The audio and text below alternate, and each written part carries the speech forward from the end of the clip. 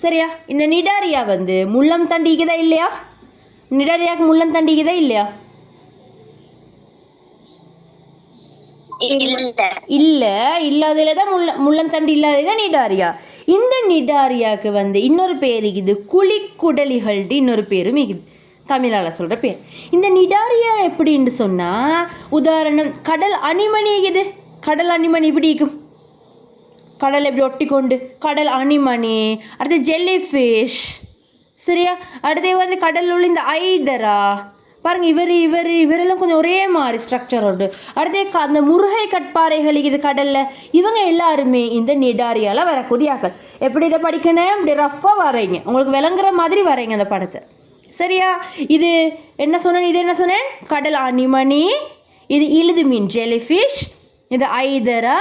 இது வந்து முருகை கட்பாறைகள் இப்படி வந்து இப்படி இலகிக்குமே அது. இது எல்லாத்துலேயுமே வாரது வந்து நிடாரியாக்கள். இவங்க எல்லாரும் நிடாரியாக்கள். இவங்க எல்லாருமே எங்கே வாழுவாங்க? ஒன்றாவது பாயிண்ட், எல்லாரும் எங்கே வாழுவாங்க? எந்தில் வாழுவாங்க எல்லாரும்? ஜெல்லிஃபிஷ் இதெல்லாம் நீரில். அப்போ இவங்க எல்லாம் நீர் வாழ்க்கைக்குரியது. ஓ, சரியா? ஒன்றாவது பாயிண்ட். அடுத்தது வந்து இவங்க வந்து இரு படைகளால் ஆக்கப்பட்டவங்க. இரு படை போட்டுக்கோங்க அந்த பாயிண்ட்டே, இரு படை, அவ்வளோதான், சரியா? இருப்படை அப்படின்னு சொன்னால் இவங்களோட உடம்பு 2 மூல உயிர் கலப்படை, இப்படி 2 கலப்படையால் ஆக்கப்பட்டது. அதுதான் இருப்படைன்னு சொல்கிறேன், சரியா? இருப்படையால் ஆக்கப்பட்டது. அடுத்த பாயிண்ட் வந்து இவங்களோட உடம்புல வந்து குழிக்குடல்னு செல்கிற ஒரு உணவு பாதை ஒன்று இருக்கும் உடம்புல.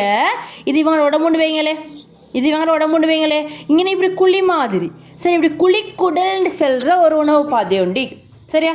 மூணாவது பாயிண்ட் குழிக்குடல்னு போடுங்க. குழிக்குடல் காணப்படும், குழிக்குடல் காணப்படும்.